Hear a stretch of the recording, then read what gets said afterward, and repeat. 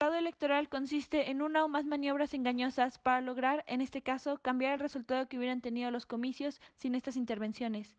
Es un delito con fines políticos y en contra de la democracia, pues atenta contra la real voluntad de la mayoría popular. Existen diferentes tipos de fraude electoral, entre las cuales está la urna embarazada, la cual consiste en meter votos a la urna antes de la votación. De igual forma existe el carrusel, el cual consiste en vender tu boleta vacía por una previamente llenada. El ratón loco es alterar la lista nominal para que el elector no aparezca en ella y tener que cambiar de lugar. La operación tamal es regalar tamales o tortas a los votantes para asegurar su voto. Existe la mesa gemela y cambiazo, la cual consiste que durante el traslado hacia el arca triclave se dé el cambio de alguna de las bolsas con los votos. Y la publicidad, el cual consiste en utilizar recursos ilícitos para aumentar el gasto de campaña y obtener ventaja en la publicidad. Las elecciones de 1929 son reconocidas como el primer gran fraude electoral en México desde que se concluyó la revolución. Tras el asesinato del presidente Álvaro Obregón en 1928, se llamó a unas nuevas elecciones en las cuales estuvieron como candidatos Pascual Ortiz Rubio por el recién fundado Partido Nacional Revolucionario y José Vasconcelos por el Partido Nacional Antirreeleccionista. José Vasconcelos gozaba de una previa popularidad por sus logros como secretario de Educación. Sin embargo, en los resultados apenas llegó a un 5% contra un 94% por Pascual Ortiz Rubio. Tras las elecciones, se documentaron casos de control sobre las urnas por parte del gobierno y casos en los que había más votos registrados por el Partido Nacional Revolucionario que votantes, todo bajo el amparo del gobierno provisional de Portes Gil. Vasconcelos se exilió a Estados Unidos y desde ahí llamó a un levantamiento armado para defender su supuesta elección del fraude. Declaró: "Es una vergüenza para cada mexicano que yo, como su presidente, me haya venido al extranjero en vez de ir al Palacio Nacional. Mi tarea no está concluida, no estoy retirado, y volveré a México tan pronto como haya un grupo de hombres armados capaces de sostener con la fuerza un voto que nos ha sido arrancado por la violencia, el crimen y el fraude".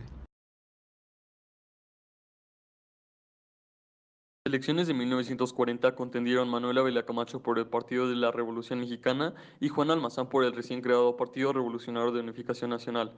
Los seguidores de Almazán, dispuestos a todo con tal de desafiar las reformas cardenistas, no dudaron en recurrir a las armas. Almazán pidió apoyo al gobierno estadounidense, pero este no deseaba sufrir los efectos de una nueva guerra civil en México. El 7 de julio se celebraron las elecciones. Estas son recordadas como unas de las más controversiales de la historia del México contemporáneo, pues se dieron numerosos conflictos, asaltos a las urnas, mítines y varios enfrentamientos en los que se cuentan con un total de 30 muertos y 158 heridos. Los resultados oficiales fueron poco creíbles: 94% de votos por Ávila Camacho y solo 5% para Almazán. Con Almazán fuera del país y con la mayoría del ejército apoyando a Cárdenas, los almazanistas nada pudieron hacer y el 1 de diciembre Ávila Camacho tomó posesión en un ambiente de relativa tranquilidad después de unas elecciones notablemente fraudulentas.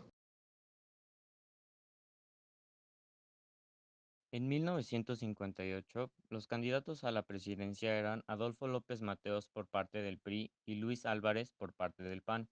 Al finalizar las elecciones, al PAN se le atribuye el 9.4% de la votación, mientras que el PRI se llevó el 90.4%. Los antecedentes de estas elecciones nos pueden ayudar a entender el porqué de este resultado.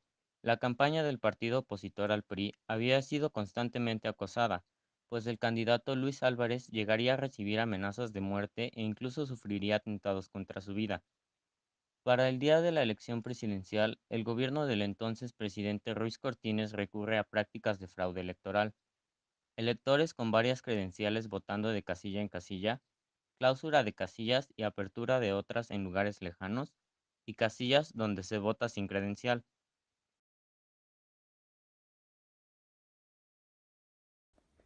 ¿Cómo llegó Carlos de Salinas de Gortari a la presidencia?